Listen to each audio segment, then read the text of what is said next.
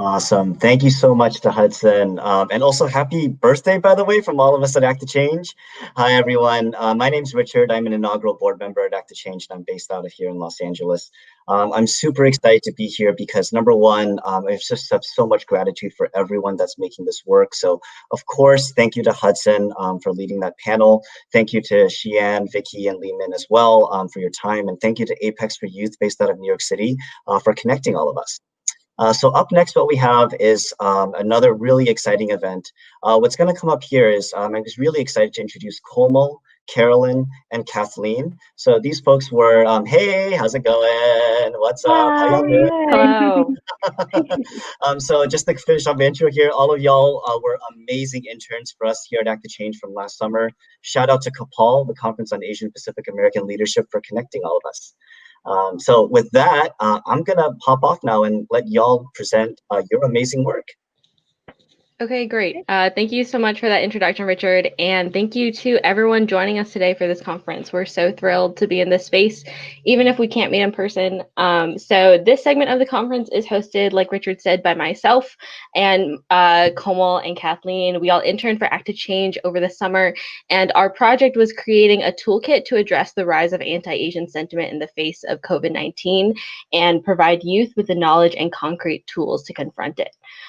So before we begin, we'll share a little bit about us. My name is Carolyne Im. I'm a junior at George Washington University, majoring in political communication and minoring in music, and I'm currently based out of Chicago, Illinois. Well, my name is Komal Kamdar, and I'm a senior at the University of Virginia, double majoring in leadership and public policy from Virginia Beach, Virginia. And off to Kathleen. Hello, everyone. My name is Kathleen Mallari, and I'm a recent graduate from Cedar Crest College, and I graduated with a BA in Global Studies. And right now, I'm currently based right out of Yonkers, New York, and I'm currently employed as part of the development team at the Fresh Air Fund.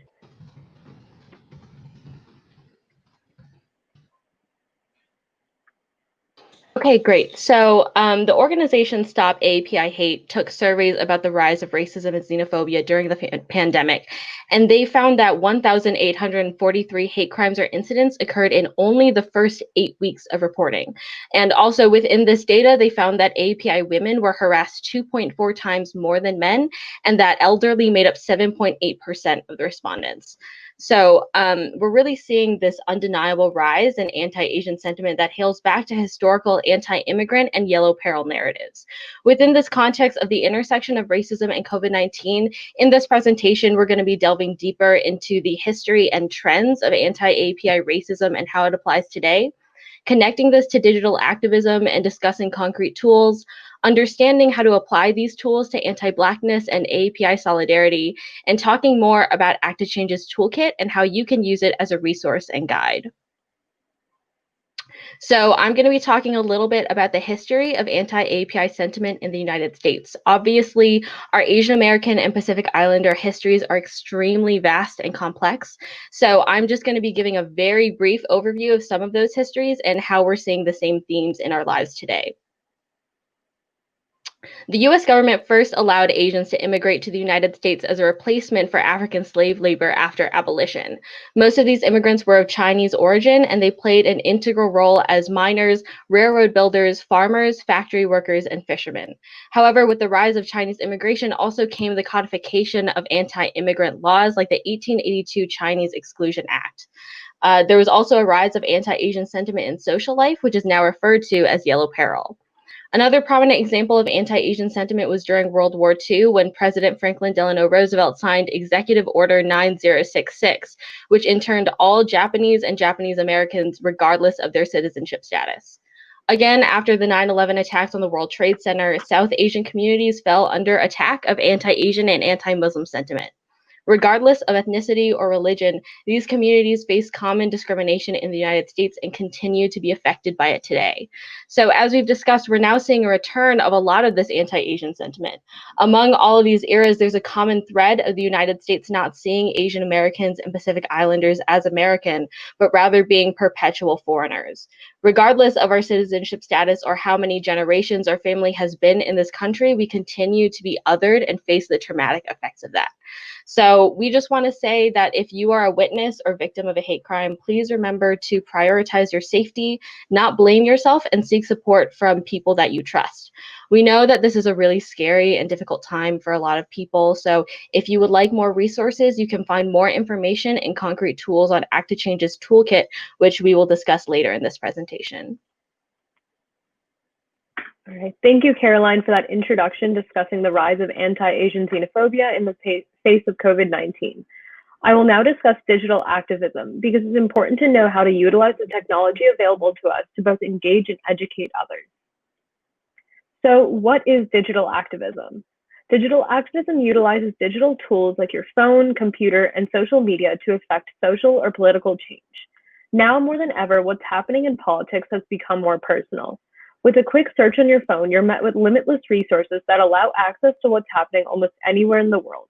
You can debate, rant, and comment right from the comfort of your own home. With that, it's important to know how to utilize the technology available to us to engage and educate while doing right by others and allowing people to make their own conclusions. The tools at hand that we'll be discussing are social media, online petitions, letters and emails, and financial support. Petitions are often criticized as being slacktivism because they're a very low-risk form of activism. However, petitions are incredibly important in ways you may not expect. They provide data on a support base, act as an entry point for activism, organize supporters, and publicly show support for an issue. While it's important to sign petitions related to national issues or campaigns, petitions are also an effective and easy way to engage with your local communities. Some questions you should ask yourself include, what are you passionate about? What causes do you support? Do you find any part of your community or experiences lacking? Before you start a petition, do your research on what has already been done and the platform you plan to use. Additionally, writing letters, emails, and making phone calls to your representatives are effective tools. Some activists have already made email templates to streamline this process.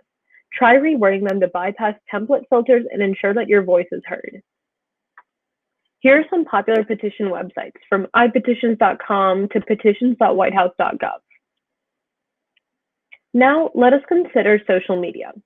Facebook, Twitter, Instagram, YouTube, and even TikTok have proven beneficial in spreading the message of a movement, gathering support, and sharing information. Try to find Facebook groups that revolve around issues you're passionate about. Facebook is also useful for finding events and protests in your area. Remember that while you should use Facebook to find information on where protests are being held, do not indicate that you're interested in the event for your own safety. Follow trending hashtags on Twitter and stay up to date on activism in your area. Twitter is also a great resource for finding events and protests in your area, with minute-to-minute and even second-to-second updates. Instagram, YouTube, and TikTok have recently emerged as platforms for activists and informational posts. Find accounts that cover issues you're passionate about and follow activists. Look out for events like town halls and webinars. You could even try creating your own informational threads by using websites like Canva or Adobe Spark, which have free templates for you to make aesthetically pleasing and informational posts. Hashtags help put a number on active posts and allow for easier and faster dissemination of information. Lastly, financial support. Financial support is crucial to digital activism. If you have the means, consider financially supporting organizations that are advocating for issues you're passionate about and are doing the work that you admire. If you can, consider pledging monthly donations.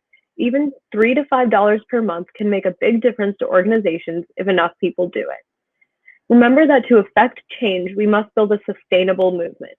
It often feels like specific events are the catalyst for an outcry of public support, but it's important to keep in mind that these events aren't catalysts. They're a culmination of a larger movement and behind-the-scenes work that countless people have dedicated their lives to. If you have the financial means, support the movement to ensure sustainability. However, if you don't have the financial means, there are other ways to contribute to the movement. One way is to try finding videos on YouTube whose content creators have pledged to donate the AdSense or the money made off the video to activist organizations.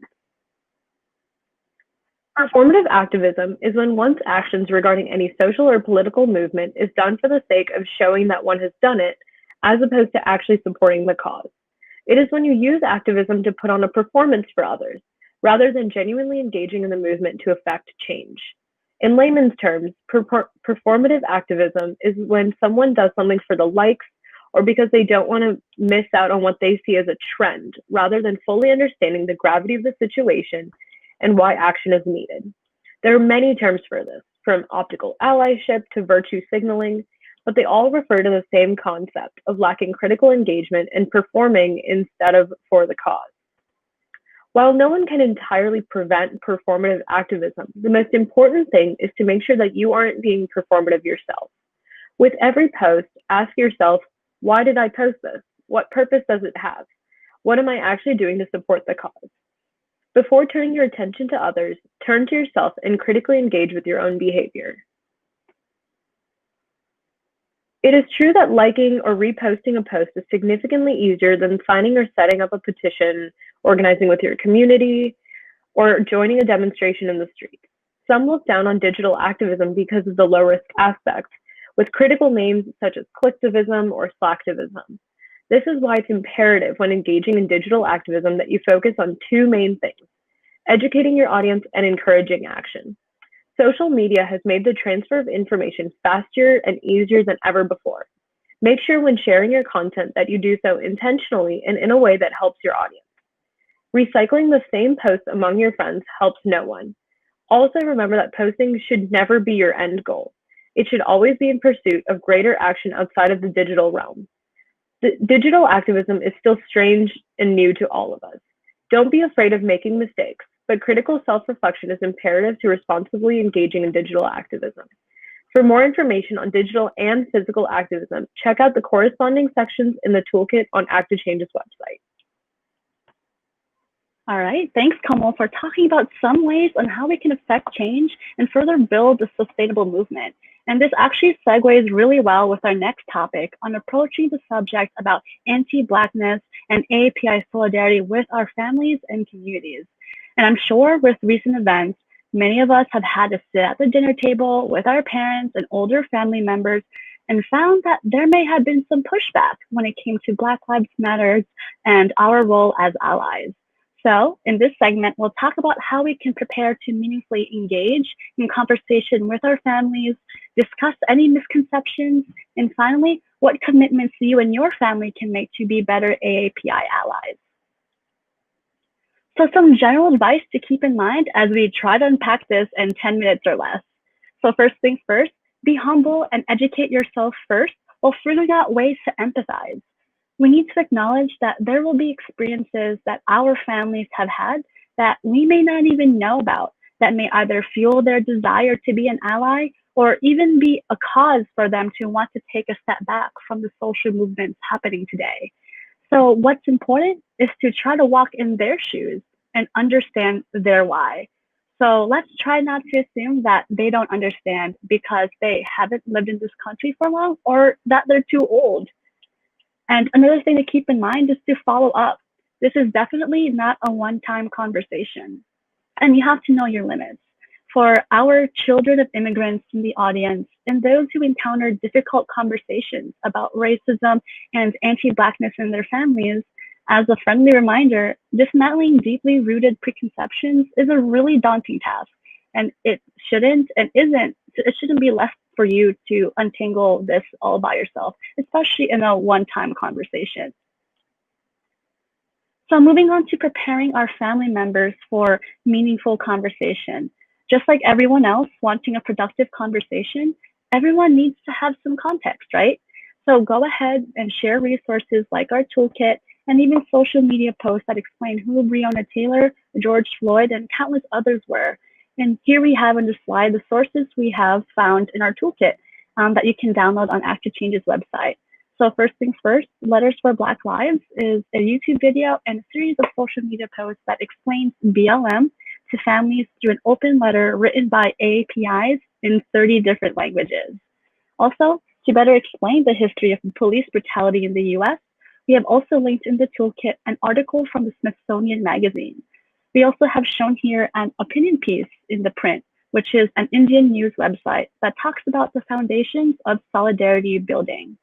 And honestly, having these tough conversations about inequality and the systems, institutions, and policies of white supremacy and how it targets all of us It's already many steps taken on our part to support each other. And honestly, that makes us much more closer towards a shared liberation. So finally, we've come to the part where we need to discuss and we need to listen.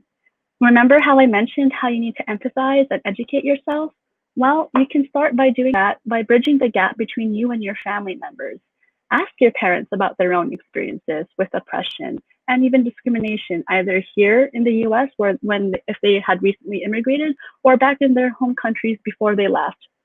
This is a chance for you to figure out as a family from what their experiences and how they can be similar to that of BLM, and help your family draw conclusions that inequality and systems of white supremacy affect all of us. And in the same vein, be personal and bring up your own experiences with racism. This might in fact make your family more inclined to let you finish and explain your point. And about discussing the model minority myth. The model minority myth pits us against one another and reinforces systemic racism. It is the idea that the seemingly universal success among Asian Americans is being used against Black people and other people of color to further uphold white supremacy. So dismantling the model minority myth and having those conversations and how systems of white supremacy affects all of us might actually help your family unpack where their inherent biases come from.